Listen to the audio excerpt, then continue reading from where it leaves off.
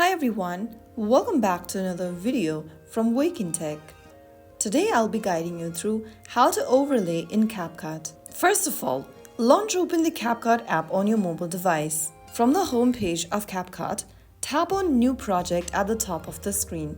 Now from your device's camera roll, select the main video or photo you want to use as the background. Now, click on Add at the bottom right to load it to your timeline. After you have your video in the timeline, go to the bottom of the screen and tap on Overlay. Click on Add Overlay and then select the video or image you want to overlay on top of the main video. After you do that, you will then be able to see the image or video clip in the preview screen. Use your two fingers to resize, move, or rotate the overlay video or image as needed. After you do that, also make sure that you drag the ends of the overlay in the timeline to match the length with the first clip. Now, select the second overlay and then scroll through the bottom menu and look for the opacity button. Now, drag the little slider towards the left-hand side to adjust transparency. After you are done, you can then tap on the tick mark at the bottom right and simply play the button to preview your video. When satisfied, tap on the export button at the top right corner